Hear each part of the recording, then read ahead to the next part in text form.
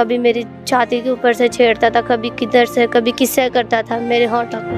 आपने एक दफ़ा भी नहीं कहा था कि आप तो बाप हो मेरे, ससुर बाप होता है और मैं बेटी हूँ, कभी ऐसा नहीं कहा था आपने? मैंने बोला था 2-3 मर्तबा बोला, मैं कहा आप तो मेरे अब्बू जैसे हैं, तो आप ऐसी हरकत ना किया करो। कह रहे भूल जाओ मुझे, वो अब्बू ये वो। उसने फिर मेरे साथ वही हरकत की थी। मैंने उसको मना किया, फिर भी वो वही हरकत करता था मेरे साथ। से मुझे छेड़ता होता था, मेरी छाती के ऊपर मेरी किस्से करता था। एक दिन तो उसने मेरी शलवार उतार दी, मैं भाग के बाहर चली गई।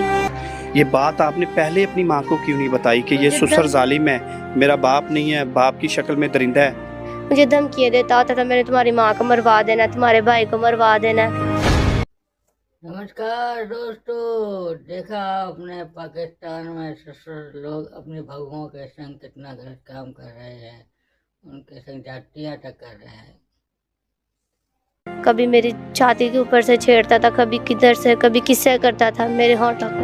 आपने एक दफ़ा भी नहीं कहा था कि आप तो बाप हो मेरे, ससुर बाप होता है और मैं बेटी हूँ, कभी ऐसा नहीं कहा था आपने? मैंने बोला था 2-3 मर्तबा बोला, मैं कहा आप तो मेरे अब्बू जैसे हैं, तो आप ऐसी हरकत ना किया करो। कह रहे भूल जाओ मुझे, वो अब्बू ये वो। उसने फिर मेरे साथ वही हरकत की थी। मैंने उसको मना किया, फिर भी वो वही हरकत करता था मेरे साथ। से मुझे छेड़ता होता था, मेरी छाती के ऊपर मेरी किस्से करता था। एक दिन तो उसने मेरी शलवार उतार दी, मैं भाग के बाहर चली गई।